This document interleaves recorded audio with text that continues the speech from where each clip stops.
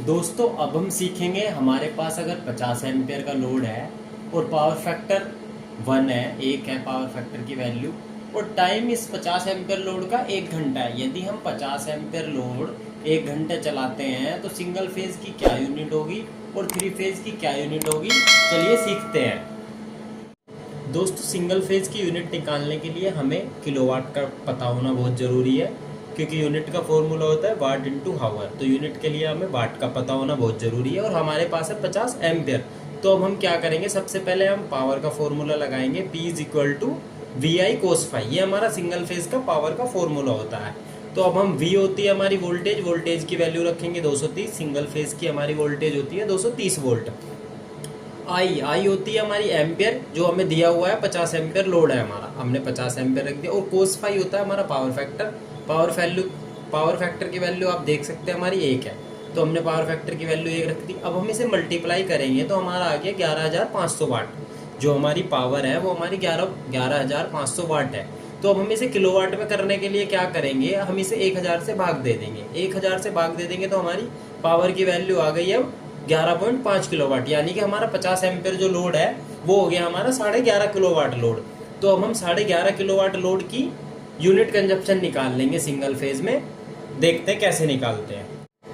अब दोस्तों यूनिट का फॉर्मूला होता है किलोवाट इंटू हावर। तो किलोवाट तो हमने निकाल लिए कि 50 एम्पियर लोड में हमारे कितने किलोवाट बनेंगे। तो किलोवाट आए थे हमारे 11.5, 11.5 किलोवाट। तो किलोवाट रख देंगे हम 11.5 मल्टीप्लाई हमारा टोटल जो टाइम है 50 एम्पियर यूज करने का वो है हमारा 1 आवर, यानी कि 1 घंटा। तो हम 1 घंटे से मल्टीप्लाई कर देंगे तो हमारी यूनिट आएगी 11.5 किलोवाट। तो इससे हमें क्या पता लगेगा कि अगर हमारा 50 एम्पियर लोड है तो हमारी कितनी यूनिट कंजप्शन होगी 1 घंटे में, 11.5 यूनिट। ये हमें कैसे पता चला, ये हमें पता चला पावर फैक्टर निकालने के बाद। तो अब हम चेक करेंगे कि 3 फेज का अगर ये लोड हो, 50 एम्पियर लोड, अभी तो हमारा सिंगल फेज था, सिंगल फेज में हमारी 11.5 यूनिट कंजप्शन हुई। सिंगल फेज में तो हमारी 11.5 यूनिट थी। अब हम देखेंगे कि 3 फेज में कितनी यूनिट आती है 50 एम्पियर लोड पे। दोस्तों 3 फेज की यूनिट निकालने के लिए सबसे पहले हमें पावर की ज़रूरत पड़ेगी कि टोटल लोड कितने किलोवाट है, जबकि हमें दिया हुआ है कि टोटल लोड आपका 50 एम्पियर है। तो हम क्या करेंगे, जैसा कि हम जानते हैं P power is equal to P is equal to 3 phase के लिए होता है √3 वी आई कोस फाई। तो √3 की वैल्यू रखेंगे 1.732।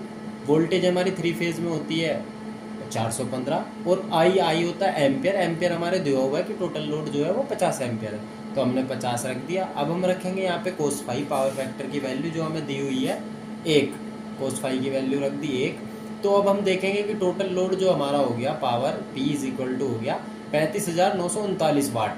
तो अब हम ये अब किलोवाट में कन्वर्ट करेंगे। किलोवाट में कन्वर्ट करने के लिए हम 1000 से डिवाइड कर देंगे। 1000 से डिवाइड करने के बाद आप देखेंगे हमारी पावर जो हो गई है वो 35.939 किलोवाट लोड हो गया हमारा। तो अब हम इसकी 3 फेज की यूनिट निकालने का सेम फॉर्मूला वही है जो हमने सिंगल फेज के लिए यूज़ किया था, unit is equal to kilowatt into hour.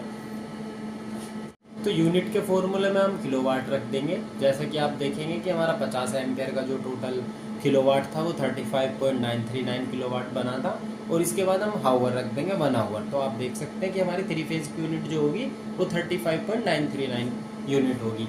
तो इससे आप क्या देखेंगे, हम ये देखेंगे कि लोड तो हमारा 50 एम्पियर ही है, बट सिंगल फेज की जो यूनिट कंजप्शन होगी वो 1 घंटे के लिए 11.5 होगी। और अगर सेम लोड सेम एम्पियर और सेम टाइम के लिए हम चलाएंगे तो 3 फेज की यूनिट 35.9 है।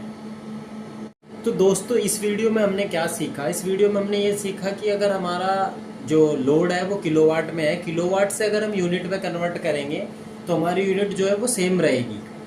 चाहे हम सिंगल फेज के लिए निकालेंगे चाहे हम 3 फेज के लिए निकालेंगे तो यूनिट हमारी सेम रहेगी, क्योंकि हमारे पास लोड किलोवाट में है। टोटल 50 किलोवाट लोड है। 1 घंटा चलेगा तो 50 यूनिट, 2 घंटे चलेंगी तो 100 यूनिट, 3 घंटे चलेगी तो 150 यूनिट।